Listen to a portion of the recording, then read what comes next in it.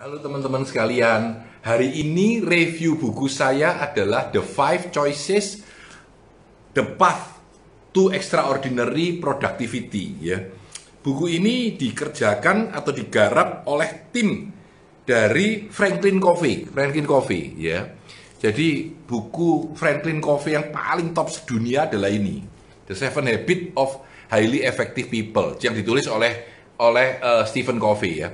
Nah, ini adalah tim mereka yang membuat buku ini. Nah, buku ini dibuat sebenarnya tujuannya kalau menurut saya nih untuk seminar. Jadi buku ini sudah didesain dari awal untuk training dan seminar. Kenapa? Karena Seven Habits of Highly Effective People ini sangat laku, merupakan mungkin ya, saya nggak tahu, seminar paling laku seluruh dunia. Jadi mereka membuat training 2 hari, mereka membuat training 3 hari, dan mereka membuat supaya orang-orang itu mau ikut seminar mereka. Jadi di Indonesia pun ada seminar-seminar tentang Seven Habits ya. Nah, karena itu sukses luar biasa, mereka mencoba untuk bikin ini, The Five Choices, The Path to Extraordinary Productivity. Nah, saya hari ini akan ditemani oleh Pak Yunus. Jadi beliau adalah tim kami di Institut Asia, ya, akan membantu saya untuk berseminar tentang hal ini. Nah, sebenarnya tujuan buku ini apa sih? Simple, Pak, simple. Bagaimana kita bisa lebih produktif? Bagaimana kita bisa lebih produktif? Ya. Dan di dalam ranah untuk menjadi produktif, mereka membagi dalam 3 kelompok besar. Keputusan atau decision, lalu attention atau perhatian, dan ketiga energi. Saya ulangi, decision, keputusan, lalu attention, perhatian, ya, lalu energi untuk mencapai sukses besar. Jadi dia bilang, inilah langkah untuk mencapai produktivitas terbesar yang ada. Kira-kira begitu. Saya coba tunggu ya Pak Yunus, apakah sudah hadir apa belum? Pak Yunus, sebentar. Yes, saya ajak Pak Yunus masuk. Jadi kita akan berbicara tentang buku ini yang saya harapkan dalam dalam review buku pendek ini bisa betul-betul bermanfaat untuk teman-teman ya. Kita nunggu Pak Yunus Handoko. Pak Yunus ini di Institut Asia dulu ketika Stimix di Asia, beliau adalah pimpinan kami yang pertama. Jadi teman sudah 20 tahun lebih ya, lalu sering seminar bareng ya. Jadi kita tunggu ini. Ini pertama kali saya dengan Pak Yunus IG Live bersama ya. Saya tidak tahu apakah bisa masuk atau tidak, karena pertama itu kalau dalam IG dan lain-lain selalu ada saja kesulitannya ya. Oke, Pak Yunus bisa masuk? Suaranya belum masuk, Pak. Halo, cek belum pasang. Halo. Suaranya, gambarnya masih hitam, Pak. Gambarnya masih hitam. Kayaknya kesulitan masuk ini. Kayaknya kelihatan kesulitan masuk. Diulangi sekali lagi, Pak. Nggak apa-apa, diulangi sekali lagi. Keluar dulu, lalu masuk lagi. Nah, kadang-kadang pengalaman saya IG Live bersama dulu ya dengan teman-teman, selalu ada saja gangguan di IG Live itu. Kalau bareng berdua ya. Teknologinya nabrak atau ininya nabrak, oke, silakan Pak. Nah, langkah apa yang membuat di dalam kehidupan kita, di dalam pekerjaan kita, di dalam kita melakukan tindakan everyday, itu yang penting di dalam hal ini ya. Terima kasih konsisten berbagi setiap hari. Terima kasih kembali Hendrik. Pak Yunus sudah bisa masuk? Kita coba sekali lagi, Pak. Tadi gambarnya tidak masuk. Kalau Pak Yunus ada handphone lain, misalkan punyanya putrinya atau punyanya siapa, boleh dicoba masuk dari handphone yang lain. Kadang-kadang handphone itu masuknya berbeda, gitu ya. Kadang-kadang tidak bisa. Kembali. Ini saya beli di airport, ya, di airport CX on the way to Boston. Waduh, ya. Naik katai dari on the way to Boston menuju di Hong Kong Airport 2015. Nah, ini senengnya mencoret-coret itu kalau dilihat kembali jadi ingat ya. Ini on the flight to Boston selesainya. 2015 bulan 5. Tanggal 25, saya coret-coret ya. Oke, sambil menunggu Pak Yunus, kita mencoba untuk masuk ke dalam materi hari ini ya. Materi hari ini adalah tentang The Five Choices. The Five Choices ya. The path to extraordinary productivity. Nah, saya coba sekali lagi. Yes, silakan. Memang kalau IG connection itu selalu sering ada problemnya. Jadi kadang-kadang nggak bisa masuk karena sesuatu, karena ini. By the way, teman-teman kalau ada waktu boleh mencoba YouTube channel saya. Jadi YouTube channel saya itu Tanah di Santoso BWI. Saya ulangi, Tanah di Santoso BWI. Sudah mulai jalan seminggu ini, di mana saya bisa live dengan YouTube live. Jadi bukan IG tapi YouTube live ya, masuk ke YouTube ya. Tanah di Santoso BWI. Biasanya untuk konten-konten yang lebih panjang, lebih besar. Kalau Anda lihat IG saya yang terakhir bicara tentang bicara tentang Clifton Strength ya. Udah sarapan apa belum, Mas? Sudah, Mas. Tadi sudah sarapan jam 6. Terima kasih ya. Ya, saya coba lagi. Ini masih waitingnya masih nunggu. Saya ulangi lagi ya. Saya ulangi lagi ya. Yes, sudah saya undang. Kayaknya masih kesulitan. Yes, saya sudah waiting, Pak Yunus sudah diterima, sudah saya klik. Jadi sudah saya klik. Tulisannya waiting sudah saya pilih. Sebentar, saya connect lagi sekali. Sudah saya klik, sudah saya add. Jadi bahkan saya tulisannya di sini waiting for Yunus Handoko 28. Oke, sambil menunggu karena macet, saya terus saja dulu ya supaya toh bisa berisi ya. Nah ini Mas. Oke, Pak San. Salam sehat Pak, salam sehat Kota Malang. Salam sehat ya. Oke. Pak, kita tadi ini jujur aja saya nelponnya Pak Yunus sejam yang lalu. Pak, kita siap IG live ya. Oke, siap gitu, langsung jalan. Jadi kita bicara tentang 5 choices. Jadi 5 langkah, 5 pilihan ya. The path to extraordinary productivity, langkah untuk mencapai produktivitas yang luar biasa.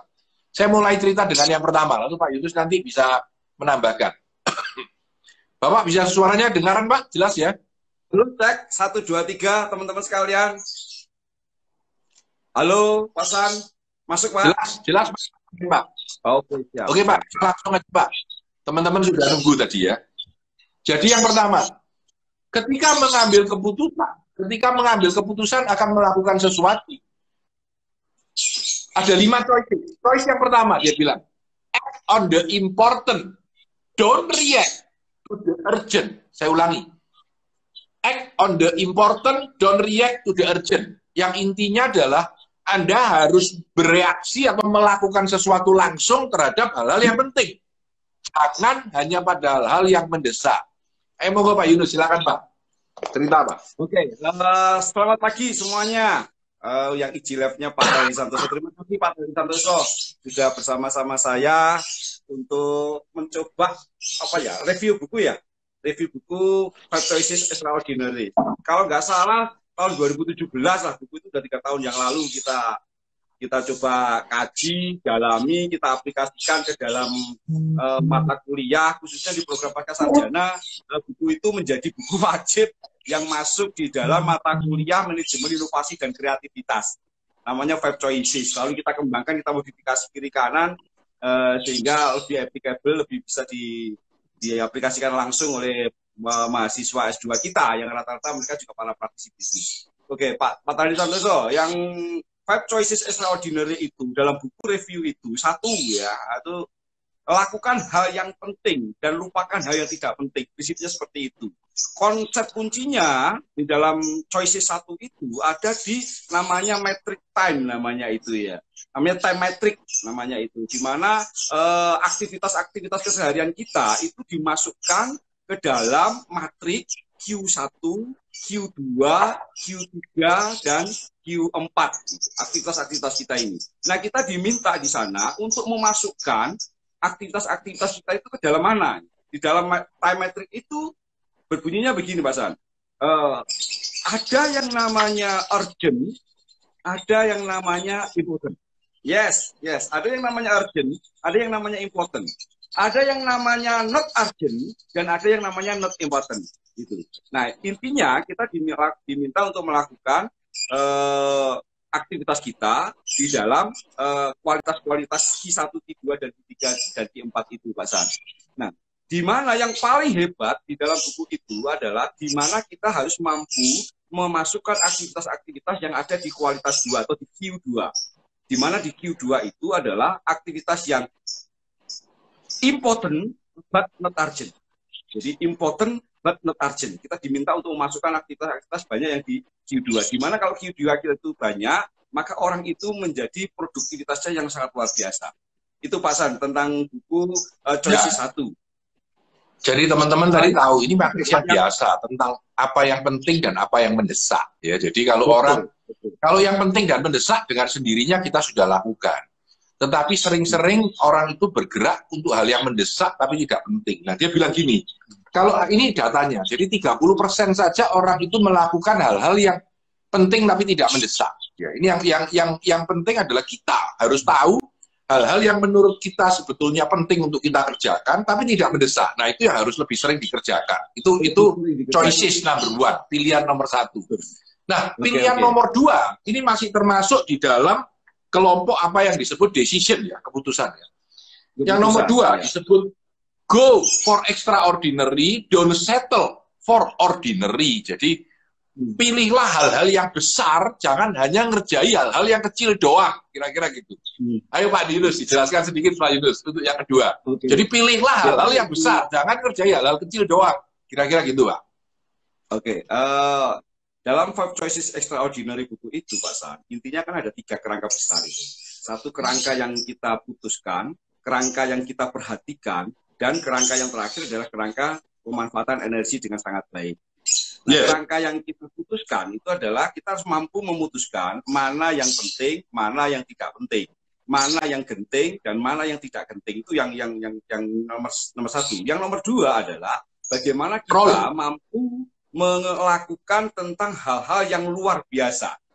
Jadi semakin kita itu bisa melakukan aktivitas yang luar biasa, mampu mengelompokkan perencanaan-perencanaan yang hebat, maka kita akan menjadi produktif. Itu intinya dalam Choices 2. Nah, hal yang menarik dalam Choices 2 itu sebenarnya ada pertanyaan begini, Pak San.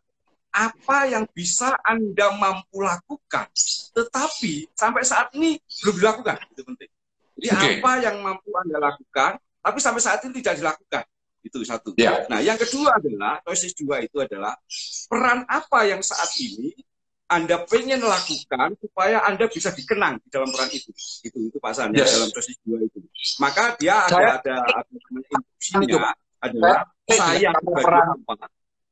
Peran ya intinya ya. Saya sebagai apa, saya akan melakukan apa, dan melalui aktivitas apa saya bisa melakukan peran itu. Dan dalam Choices 2 itu Pak San.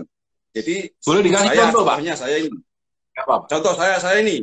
Nah, kalau saya ini dosen, ditanya sama orang, Bapak Yunus sebagai apa? Sebagai dosen itu biasa, Pak. Biasa itu namanya. Tapi kalau menjadi peran yang luar biasa, kalau saya ditanya, Bapak ini apa? Saya adalah seorang yang setiap saat memberikan manfaat ilmu kepada orang lain. Menjadi beda. Menjadi beda itu namanya. Jadi saya setiap saat memberikan manfaat ilmu kepada orang lain. Wah, ini jadi beda. Jadi tidak hanya sekedar dosen. Inti dalam Choices 2 itu, peran apapun Anda, jadikan peran itu peran yang luar biasa untuk orang lain dan untuk Anda. Itu penting, Pak. Jadi jangan ngomong, Bapak kerjanya apa? Marketing. Jangan begitu. Bapak kerjanya apa? Saya membantu orang lain. Gitu, contohnya kayak gitu.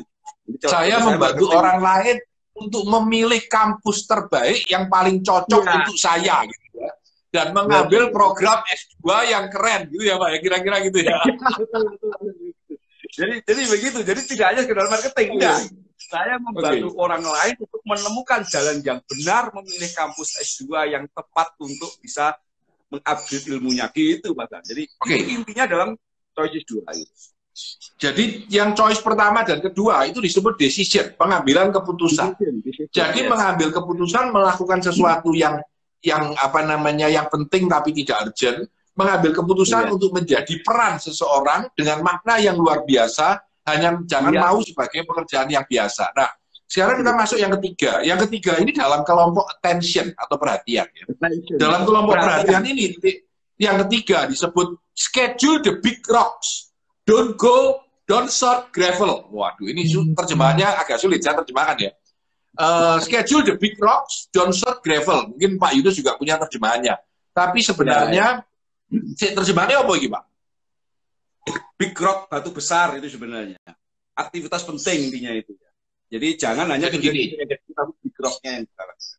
Ya, jadi dulu ada permainan yang sederhana, yaitu mengambil sebuah panci, sebuah tempat kaca. Lalu kita taruh dulu batu besarnya.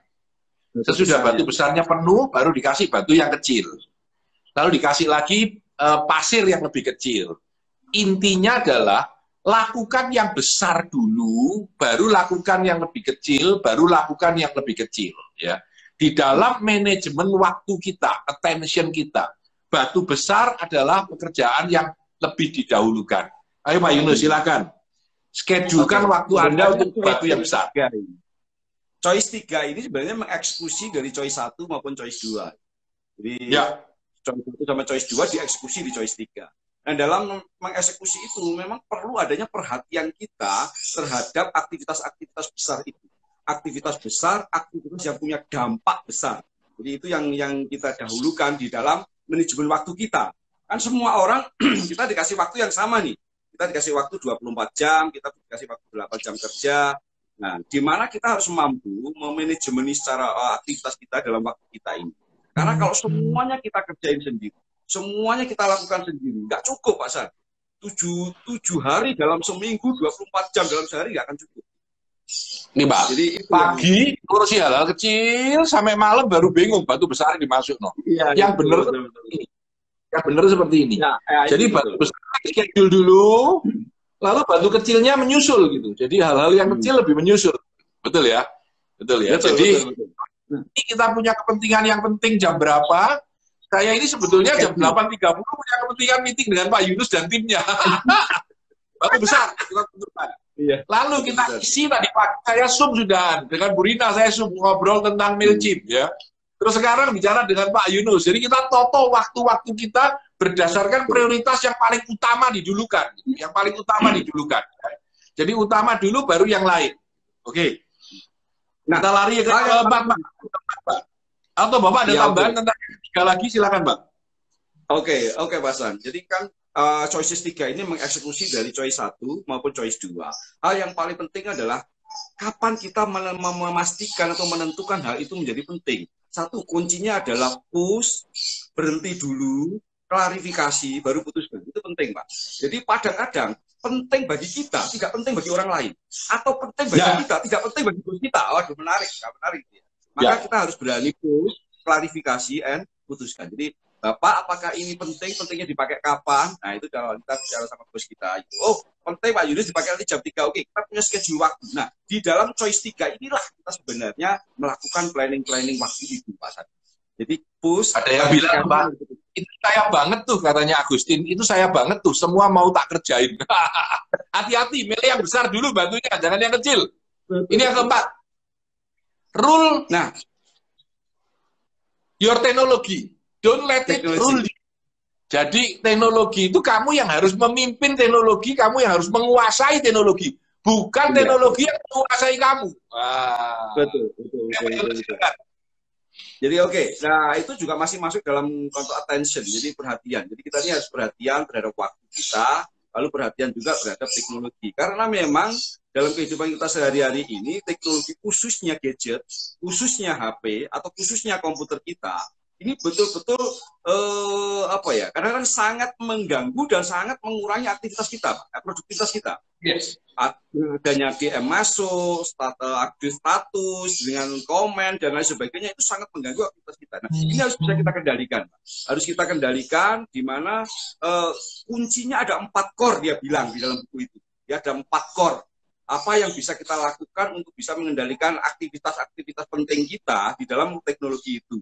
Ya, core yang pertama ada kontak, gitu ya. Core itu kontak itu kita atur. Gitu. Kontaknya kita atur. Yang kedua adalah file-file ini kita atur. Mana-mana. Terus yang berikutnya adalah janjian appointment. Kita harus juga atur, Pak. Jadi janjiannya kapan kita schedulekan, kita atur. Dan pagi kita harus ngomong apa, dengan siapa kita harus atur. Nah, yang berikutnya adalah dokumen-dokumen penting juga harus kita atur. Intinya adalah 4 core ini, kalau kita mampu mengelola dan mengendalikan dengan menggunakan teknologi, ini sangat bisa membantu produktivitas kita. Jadi intinya itu. Nah, banyak hal yang kita lakukan dengan teknologi itu, dengan sekedar hanya say hello, main game, dan sebagainya, tanpa terasa. Aktivitas kita lost begitu saja waktu itu. Inilah yang disebut sebagai mengendalikan teknologi, di mana teknologi itu dimanfaatkan untuk kita meningkatkan produktivitas kita dengan lebih automatically, lebih ada memanfaatkan notifikasi dan lain sebagainya. Jadi kita menjadi lebih sangat terbantu dengan teknologi itu, bukan justru kita diperbudak oleh teknologi itu. Itu Pak San, di choice 4 perhatiannya itu. Ya, jadi bagaimana kita memanfaatkan teknologi. Saya sharing aja. Mungkin 10 tahun terakhir, handphone saya selalu silent. Pak Yunus juga tahu, kalau nelpon saya mesti di WA dulu. Pak San, aku mau nelpon gitu. Atau di miss call saya akan telepon balik. Karena apa? Karena menurut saya pribadi ya terganggu. Kalau lagi bicara gini, tiba-tiba kering, itu langsung perhatian saya pindah. Gitu ya. Jadi saya membiasakan mematikan handphone, bahkan tidak vibrate ya. Yang repot cuma kalau handphonenya hilang, lupa di mana, nyari nggak jadi telepon, itu udah tahu di mana ya. Tapi saya merasa bahwa kita justru harus menjadi pemilik teknologi, bukan teknologi memiliki kita, mati kita nanti. Jadi kita yang menguasai teknologi, kita yang menentukan apa yang bisa kita pakai dengan teknologi, kita yang menentukan, jangan kita malah dituntut oleh teknologi untuk selalu menjadi budaknya teknologi, bahasanya begitu ya. Itu mungkin esensi dari nomor 4. Jadi kita harus mampu justru menjadi master dari teknologi itu dan menguasai teknologi itu ya. Oke, yang kelima, yang terakhir, nanti kita rekap lagi secara keseluruhan. Yang terakhir, energi management. Nah, memanage energi ya, and memanage energi. Saya jadi ingat di sini ada diceritakan tentang tidur yang baik, makan yang baik, hidup yang baik, supaya semangatnya kuat gitu. Jadi energi management. Monggo Pak Yunus, silakan. Di dalam buku silakan manage your energy itu. Dia bilang ada 5 driven energy. Jadi 5 driven untuk memulihkan energi, dia bilang gitu. Nah, driven yang pertama itu dia ngomongnya adalah eat. Jadi sebenarnya energi itu bisa ditumbuhkan dengan makanan. Makan. Lalu yang driven yang kedua, energi itu dengan move. Jadi dia dengan energi itu bisa ditimbulkan dengan gerak. Oh, itu ada move, lalu ada eat, ada move, gitu ya. Lalu energi itu juga bisa dimunculkan, diperbarui dengan namanya sleep, tidur. Tidur itu bisa memperbarui energi loh Pak. Lalu yang keempat adalah energi itu bisa diperbarui dengan connect. Jadi dengan terhubung, kita ketemu sama teman dan sebagainya. Dan yang kelima, energi itu bisa diperbarui dengan cara relax. Artinya begini, prinsipnya adalah sehebat apapun Bapak punya aktivitas, Bapak bisa memilih waktu, memanage waktu dengan sangat baik, tetapi untuk menjadi produktif, Bapak harus melakukan aktivitas itu dengan energi yang secukupnya. Banyak aktivitas berhasil dilakukan dengan energi yang sangat besar. Itu jadi masalah. Karena energi itu harus diperbarui. Energi itu harus di-recovery kembali. Begitu.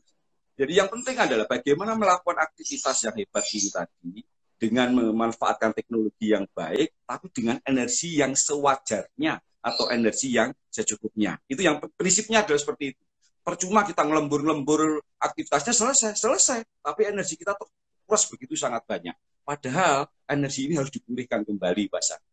Karena apa? Orang itu kalau energinya sampai di bawah 2.500, orang itu bisa dead, Pak. Bisa sangat tidak produktif, Pak, orang itu, Pak. Nah, itu dalam penelitian tentang masalah energi sudah seperti itu. Nah, maka penting ada 5 driven energi itu. Energi kita diperbarui dengan cara makan yang baik, makan yang bergizi, jaga vitamin, apalagi di masa pandemi ini, Pak. Ini makan ini sangat penting untuk hal yang makan yang sehat, yang menumbuhkan energi. Yang kedua, move, gerak, pasar gerak ini loh. Ini banyak yang paling faktornya malas orang itu. Maka di situ di dalam buku itu ada tulisannya begini, Pak. Adakah Anda punya rutinitas bergerak setiap hari? Olahraga, punya program olahraga. Lama-lama jawabannya rata-rata enggak punya itu. Jadi gerak salah-salah. Jadi Saya punya, Pak. Saya punya. 30 menit olahraga setiap sore. Yeay. Jadi harus konsisten dilakukan setiap pagi 15 menit atau 20 menit bergerak. Karena itu adalah untuk bisa memperbarui energi kita. Bergerak. Yang ketiga adalah tidur, Pak. Tidur jangan disepelekan, Pak. Ini teman-teman yang gila kerja rata-rata dia tidak punya waktu untuk tidur. Waktu untuk tidur itu lo tidak punya. Gede-gedean orang sekarang gitu. Nah ini harus kita kelola ini. Kita harus punya tidur waktu yang cukup. Bahkan dia menyatakan tidur yang baik itu adalah 7 jam. Waktunya di malam hari. Kita mulai jam 10 pagi sampai jam 3 pagi. Bangun. Kalau itu dia jadinya begini. 2 minggu saja kita konsisten untuk tidur yang cukup. Dalam waktu 7 jam dalam sehari itu. Maka bisa merecovery luar biasa segala penyakit, Pak. Segala penyakit. Wah gila. Gitu. Jadi tidur itu ternyata... Tapi hati-hati yang terlalu banyak tidur, Pak. Nah itu. Terlalu banyak tidur jadi masalah, tapi tidur yang baik adalah tidur yang 7 jam. Itu mampu merecovery segala tubuh kita dan bisa menyehatkan tubuh kita. Itu satu. Nah, yang ada connect, Pak, connect. Memperbarui energi dengan connect. Connect itu ternyata terhubung dengan teman-teman, terhubung dengan Pak San, kita bercerita-cerita. Lalu disinilah sebenarnya terurai. Kita ada energi baru. Kita kalau ketemu sama pacar kita kan, padu, muncul semangat baru, muncul energi baru. Itu dengan cara connect. Maka manusia ini makhluk sosial, maka dia harus connect dengan siapapun itu supaya bisa terbaru energi. Dan yang terpenting kelima adalah relax. Relax, Pak. Hidup ini yo serius tapi ya relax, ya santai, Pak. Karena yang paling banyak menyedot energi kita yang luar biasa adalah stres. Stres itu karena tidak relax. Itu masalahnya, Pak. Jadi stres Ya, juga Pak. tidak santai. Ini ada yang nulis, Pak. Saya itu pengennya semua dikerjakan, terutama yang due date-nya sudah mepet. Akhirnya 24 jam kerja terus, apalagi paginya masih ngantor. Jadi Sylvia memberikan karena ini buku yang cocok untuk Anda. Ya, Five Choices of Extraordinary Productivity. Saya nggak dapat keuntungan apa-apa kalau Anda beli loh ya, tapi menurut saya ini menarik. Jadi untuk menjawab pertanyaan itu, Pak, berarti merangkum kembali, Pak. Sorry, Pak. Oke. Saya mencoba merangkum kembali. Jadi di dalam 5 pilihan itu ada 3 kelompok besar. 1 kelompok tentang decision keputusan, 2 kelompok tentang attention pelaksanaan, dan ketiga kelompok tentang energi. Di kelompok pertama itu disebut act on the important, don't react on the urgent. Melakukanlah hal-hal yang penting, bukan hal-hal yang sekedar mendesak saja. Yang kedua, go for extraordinary, don't settle for ordinary. Jangan mau hanya sekedar dosen, tapi maulah Anda mempunyai jiwa sebagai seorang pendidik yang ingin membuat orang lain menjadi orang hebat. Nah, itu akan membuat perilaku Anda berubah karena Anda mempunyai peran yang lebih penting dari sekedar mengajar saja. Ini yang kedua. Nah, ini decision. Lalu attention. Juga disebut schedule the big rock. Schedule the big rock. Jadi, hal-hal yang penting-penting itu lebih baik didahulukan. Jangan hal-hal didahulukan, ya. Lalu yang keempat, pakailah teknologi dengan kekuatan Anda. Seolah-olah teknologi itu adalah bawahan Anda. Jangan Anda diperbudak oleh teknologi. Dan yang kelima itu adalah beristirahatlah yang cukup. Karena justru energi itu yang membantu Anda menjadi hebat. Oke, Pak Yunus, silakan ngasih tambahan apapun tentang 5 poin ini buat teman-teman pendengar sekalian. Nah, oke. Menurut saya yang terpenting dalam mengaplikasikan sehari-hari, Pak San, kita sekarang ini harus mau dan rela untuk ikut memulai melakukan planning, ya, perencanaan seminggu apa saja. Kita harus mulai belajar mencatat, Pak. Jadi harus kita ini Pak, batu, Pak. Jadi kalau yang besar masuk dulu, semua masuk. Kalau yang kecil masuk dulu, yang besar ketinggalan. Itu pekerjaan. Itu the big rock, ya. Dan ini decision. Kita terlalu banyak emosional. Jadi kita harus lebih terstruktur dalam mengambil keputusan supaya keputusan kita lebih cerdas. Oke, sorry, Pak. Silakan, Pak. Oke. Ya, jadi sekarang mulai saat ini kita harus sudah belajar untuk mencatat, Pak. Bikin agenda, kita catat planning kita dalam seminggu itu kayak apa. Dia dalam buku itu menuliskan 30 menit cukup lah untuk melakukan planning dalam 1 minggu. Kalau kita mau melakukan planning hari ini, 10 menit kita cukup lah. Kita tulis hari ini kita mau ngapain saja. Hari ini kita harus kontak sama siapa saja. Hari ini kita harus janjian dengan siapa saja. Itu mulai di planning, Pak. Dalam setiap hari itu 10 menit kita melakukan perencanaan-perencanaan itu. Maka kita akan menjadi produktif yang sangat luar biasa. Itu Pak San menurut saya, Pak San. mulai sekarang kita harus sudah mulai belajar untuk melakukan perencanaan. Oke, jadi teman-teman sekalian, menurut saya pribadi, ini banyak sekali yang nulis suka gemes, mau collect data, staff bikinnya tidak tersistem, mau bikin Google Form padahal gaptek, googling, staff baru tahu itu mudah tersedia. Jadi memang selalu begitu ya, apalagi keras. Biasanya sangat terganggu kalau staffnya tidak mau ikut terstruktur. Teman-teman sekalian, yang menurut pikiran saya yang penting itu adalah kita memprioritaskan hal yang penting di dalam kehidupan kita. Ya. Dan buku The Five Choices ini, ya, saya selalu bilang The Five Choices to Extraordinary Productivity.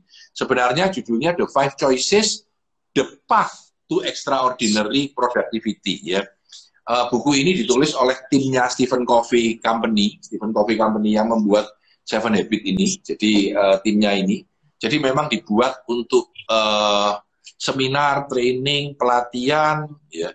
Saya merasa begitu. Jadi dibikin secara struktur untuk hal itu. Jadi ketika Anda membaca, Anda merasa, wah ini clear, ini manfaatnya jelas buat aku. Harusnya begini, ya. Tapi menurut saya pribadi saya minta maaf, soul-nya kurang karena ditulis dengan itikat untuk seminar, jadi dibuat kayak sudah ditoto gitu. Menurut saya loh ya. Tapi tetap ini sebuah buku yang sangat bermanfaat buat kita kalau kita mau meningkatkan produktivitas kita, ya. Saya kira ini buku yang penting sekali untuk meningkatkan produktivitas kita. Itu pikiran saya. Pak Yunus mungkin bisa menutup dengan kalimat terakhir, lalu kita sudahi acara kita pagi ini. Silakan Pak Yunus. Oke, menurut saya hidup ini adalah sekarang, lakukan yang terbaik untuk sekarang. Besok biarkanlah berlalu. Yang kemarin kita sudah lewat. Life is now, hidup itu adalah sekarang. Lakukan yang terbaik untuk sekarang. Dan di masa ini saran saya adalah sehat selalu, bahagia setiap saat untuk kita semuanya. Amin Pak itu Pak. Jadi Pak Yunus adalah doktor di tempat kami Institut Asia. Beliau banyak mengajar di S2 dan mengajar di beberapa mata kuliah kita, juga banyak berpikir. Sudah 20 tahun lebih saya dengan Pak Yunus bekerja sama membangun dunia pendidikan kita. Saya berterima kasih sekali kepada Pak Yunus dan saya berterima kasih kepada semua teman-teman yang mendengarkan. Lain kali kita kembali dengan materi-materi buku yang lebih menarik ya. Selamat pagi, semoga produktivitas Anda juga bertambah menjadi lebih dahsyat. Salam sukses selalu. Dadah.